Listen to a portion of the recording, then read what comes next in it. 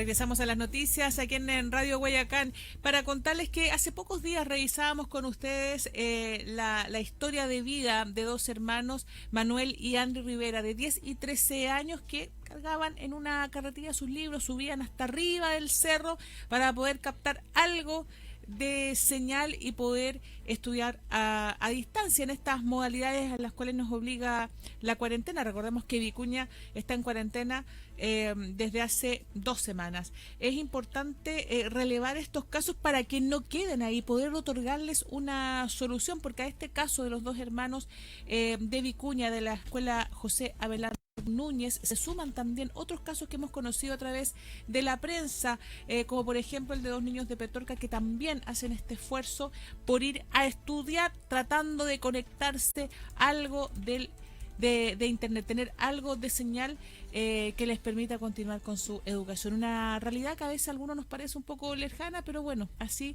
es la realidad, de acuerdo a un estudio que me hicieron llegar, de un 68% de la población infantil que experimenta dificultades en la educación a distancia.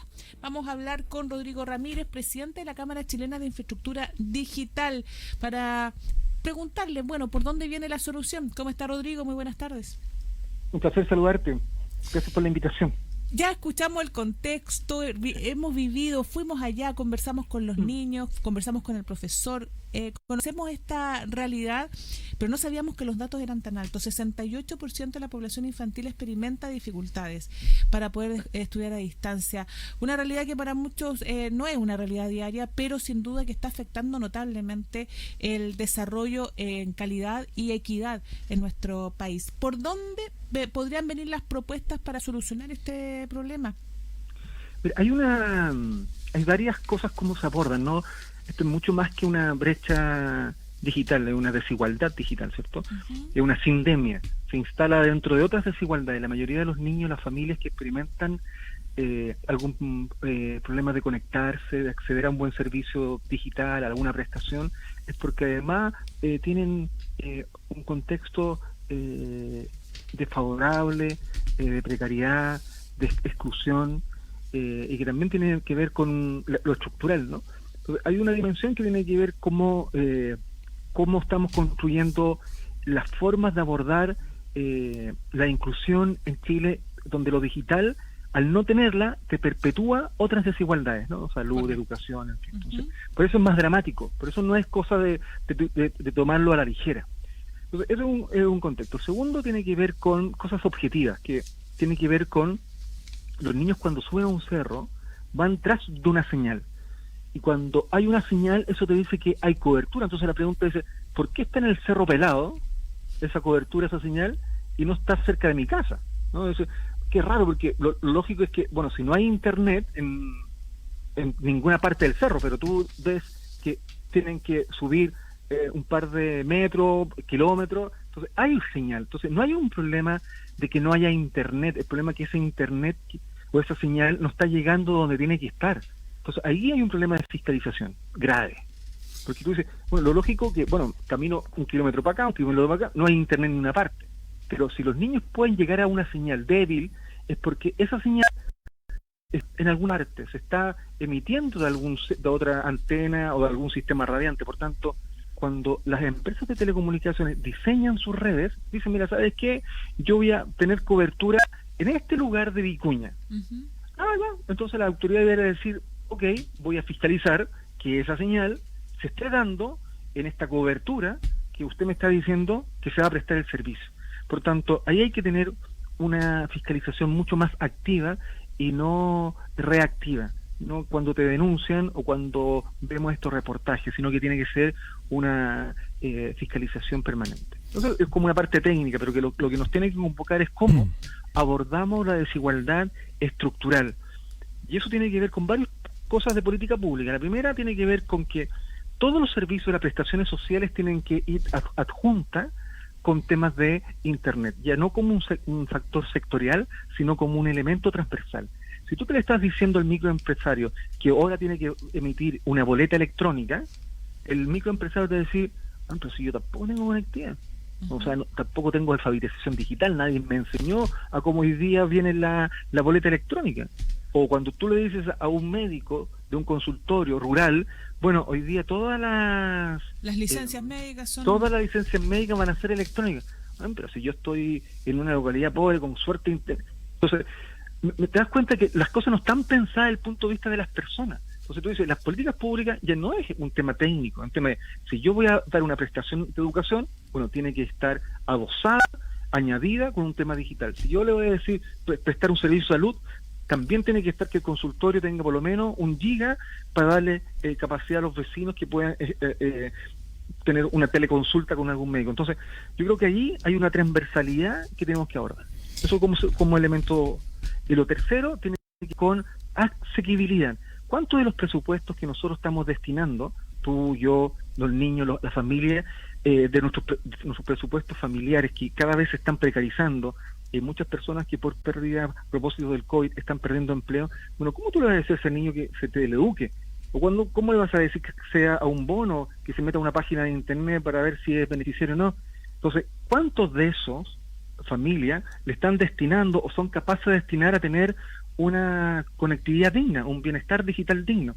Y si el Estado, ¿por qué no concurre también con un aporte, con un subsidio a la demanda para cubrir esas necesidades básicas de conectividad que le permiten, sobre todo en pandemia, tener un buen desempeño social? Entonces, hay ejemplos, hay casos, ponte tú en Nueva York, leíamos hace 2 días atrás que más de 13 millones de usuarios en Estados Unidos ya no tienen conectividad ni móvil ni fija. ¿Por qué? Porque perdieron empleo, dejaron de tener capacidad de acceder a algún servicio. Exacto. Entonces tú decís, esto es tan dinámico que a veces nosotros le hicimos en Chile le hicimos un checklist. Dijimos, mira, la mayoría se conecta, sí, miramos, sí, la verdad. Pero en el dato desagregado, cuando vamos a la etnografía, a las localidades, todavía hay bastante precariedad digital. Rodrigo, buenas tardes. Cuando te escucho, acá en la región de Coquimbo tenemos el problema del agua y la verdad es que esto es como estructural de la sociedad chilena hoy día, porque los problemas acá primero son de, evidentemente, recursos. Hay que tener dinero, como tú bien planteas, para poder acceder finalmente a internet. Muchas veces no es que no exista la conectividad, sino que se distribuye de manera poco inteligente, por decirlo de alguna manera, poco práctica. Falta educación digital y hay una desigualdad relevante desde el punto de vista del urbano a lo rural. Se podría aplicar a muchos mercados distintos este mismo diagnóstico. La pregunta es por dónde se puede partir. ¿Cuáles son las deficiencias más grandes que uno podría encontrar en Chile? ¿Tiene que ver con este tema urbano-rural en principio? ¿Es el primer paso para avanzar en términos de poder acceder con mayor libertad a iluminar ciertos territorios de Chile? Sí. Muy buen resumen hiciste, porque lo graficaste súper bien. Tiene que ver con varios. Mira, el mundo de las telecomunicaciones, para el mundo de las telecomunicaciones, los 3 valles de la región de Coquimbo no es ningún misterio. Nunca. Desde que nosotros tratábamos de poner señales para la televisión abierta, sabemos las dificultades del terreno del Valle de Elqui, Limarí, Choapa. Sabemos. No es un misterio, no es un tema de que técnicamente no se puede abordar. No sé si ustedes son muy pequeños, pero para la televisión abierta, para meterse al Valle del Elqui, para acceder a una antena, es complejo por los cerros, por todos los valles, etcétera. Entonces, no es algo que para el mundo de telecomunicaciones no lo haya dado, sino que por el contrario, tiene bastante experiencia de cómo poderlo resolver. El diseño tiene que ver que la gente que vive en la ruralidad, en zonas apartadas de difícil acceso, se está quedando doblemente más atrás, porque claro, como las personas se están yendo a la ciudad, está por temas laborales, por temas. Otra región que tiene mala conectividad es el Maule, la región más agrícola del país, y la zona norte de la Araucanía. Y tú dices, ¿qué tienen en común? Claro, rurales, población dispersa, pocos habitantes, se han movido. ¿Es interesante para la industria, para el mercado? Generalmente no. ¿Es responsabilidad de quién entonces? ¿Del diseño de un modelo de ciudad en donde lo digital sea parte de lo habilitante? Yo creo que sí, pero que además el rol que tienen los municipios hoy día, así como hay cooperativas de agua en la mayoría de la ruralidad, uno puede también transitar a modos de prestación de servicios de telecomunicaciones para las comunidades pequeñas, que saben que ya, el mercado me está diciendo que yo no soy atractivo, aquí vivimos 20 hogares, pero esos 20 hogares no tienen derecho a tener una calidad digital mínima. Claro que sí. Entonces, ¿qué modelo usted me puede ofrecer? Bueno, modelos como muchos países han tratado de resolver lo rural a partir de cooperativas, de la autoprestación de servicios, de el municipio, de ser un habilitante de la infraestructura pública. Así que, bueno, usted me está diciendo que aquí no es atractivo. Ok, yo con recursos públicos voy a crear una infraestructura, una red pública, abierta, de acceso abierto, donde usted compita por el cliente. Pero yo le aseguro que llegue hasta Vicuña, o yo le aseguro que llegue a Salamanca. Pero usted se preocupa de que ese ciudadano tenga más de una oferta o más de un servicio al cual puede elegir. Entonces, hoy día nos vemos con que, a propósito de lo constituyente y las elecciones municipales de alcalde, de que uno puede consagrar, ya lo ha hecho Canadá, Finlandia, España lo está haciendo hoy día, de consagrar institucionalmente, ¿cierto?, el derecho a la universalidad del acceso. O sea, que como país, usted va a decir, pero esto no te asegura, exactamente, pero hay una vocación de una nueva generación de derechos en donde el Estado tiene que generar las condiciones para que eso ocurra. En Chile no está, ¿no es cierto?, no está lo digital, ni deberes, ni derechos de la sociedad que viene. Lo básico del mundo digital es el acceso. Imagínate todas las otras capas, ¿cierto? La protección de la vida privada, que hacen con tu dato, la inteligencia artificial. O sea, esta es la base de la pirámide, ¿cierto? Sí, son los problemas digamos, los temas del mundo post pandemia, por decirlo de alguna manera. Claro. Y lo otro que tiene que ver con la posibilidad de que los municipios, del alcalde, del que hoy día es electo, no solamente fije sus condiciones o en su discurso, en sus prioridades, lo que más o menos uno sabe, ¿no? Pero hoy día Internet, de verdad que lo digo, porque estoy convencido, tiene que ser en el modelo de desarrollo de la comuna. Porque tú dices, mira, ¿de qué le sirve a Vicuña que haya 10% de penetración de Internet? Mucho, porque objetivamente esto está medido. O sea, tú dices, mira, la comuna, si yo aumento la cobertura, la penetración y el acceso a Internet entre un 10 y un 15%, esto tiene un impacto directo en el mejoramiento de educación, mejoramiento de la salud, reducción de pobreza, reducción de desigualdad, mejor condiciones para el cambio climático. O sea, las instituciones que le han dedicado tiempo a esto, Naciones Unidas, el BID, tiene objetivamente. Entonces, cuando uno habla con un alcalde, uno debería motivarlo a que esto sea parte estratégico del modelo que le está proponiendo a sus ciudadanos. Estamos conversando con Rodrigo Ramírez, presidente de la Cámara Chilena de Infraestructura Digital, investigador de Flaxo también, LATAM Digital, y es subsecretario de Telecomunicaciones. Rodrigo, a ver, entendiendo que el trabajo que queda por realizar es súper grande, como muchas áreas de los derechos en realidad en Chile, que tiene que ver con una serie de factores, hay dos cosas que te quiero consultar en honor al tiempo. La primera es si Chile ya está en condiciones de implementar aquello que tú estás proponiendo, ya si existen las condiciones ya para llevarlo adelante ahora y pasa por una decisión netamente política. Esa es una. Y la otra, que es bien compleja, que tiene que ver con los efectos que va a tener finalmente esta desigualdad digital tras lo que estamos viviendo en términos educacionales especialmente. Sí. Mira, voy a partir de la segunda pregunta. En Flaxo precisamente hoy día estábamos estudiando los modelos de enseñanza, porque claro, una cosa es el acceso a Internet, ¿no? Ya, ok, o sea que si los niños que subieron el cerro hoy día pueden gozar de una buena conectividad, y esa se va a prolongar, ¿cierto? ¿Estamos cambiando los modos de enseñar en el mundo digital? ¿Hemos cambiado el lenguaje de enseñanza o tenemos la misma 45 minutos del profesor hablando frente a la pizarra? Tenemos hoy día al mismo profesor esos 45 minutos hablando a través de una plataforma como Zoom o Google, etcétera, ¿no? Entonces, tampoco ha habido mucha capacidad de adaptación del cambio en términos de las herramientas pedagógicas o didácticas para entregar el conocimiento, para evaluar lo que están los niños aprendiendo. Quienes tenemos hijos, sabemos que estamos en comunas que están declaradas hoy día en confinamiento, sabemos la lucha permanente que hemos tenido a propósito de estos días que han podido ir al colegio algunos, de la sociabilidad, del estar con sus compañeros, ¿cierto? Entre tú le dices a un niño, ¿quieres estar en el online o quieres ir a la escuela? No tengo duda que la mayoría o el gran porcentaje te va a decir, ¿sabes, papá? Yo quiero ir al colegio. Bueno, pero ¿cómo lo digital se hizo cargo de esto? Yo creo que no le ha sacado un poco provecho a todas las herramientas disponibles para poder generar espacios propios, tanto el mundo análogo, pero no llevar el mundo análogo a lo digital, sino que hoy día los niños, en su mayoría, nos hemos dado cuenta que no son nativos digitales. Y eso hay que medirlo y objetivarlo. ¿Qué quiero decir con eso? Quiero decir que nosotros nos dimos cuenta que nuestros niños son usuarios intensivos de aplicaciones o herramientas de entretención y de comunicación. Pero tú a un niño hoy día le colocas un programa para un Excel o le pones una complejidad. Hoy día, cuando tú creías que lo tenía medianamente resuelto, no lo tenía resuelto, y por varias cosas. Una, porque nuestros niños empezaron a acceder a Internet por el teléfono móvil. Entonces, si en Chile el 90% de la población accede a Internet teléfono móvil, y las opciones o las capacidades o las herramientas que tú tienes de un PC o un teléfono o de un computador fijo, ¿cierto?, en tu casa son distintas al rendimiento que le puedes sacar. Por tanto, yo creo que esto va paralelamente a imaginarse otra escuela posible, en lo rural, ajustándose a los contextos, ajustándose a los niveles de enseñanza, ajustándose a los requerimientos, en fin. Yo creo que ahí hay un camino, o sea, el mundo, no solamente un mundo de la enseñanza básica, media, sino que la universitaria también.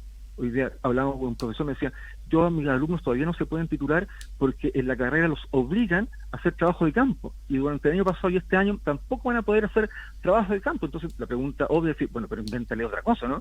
Si no, es que no se puede porque las mallas curriculares están establecidas de que no se titulan si no hay trabajo de campo.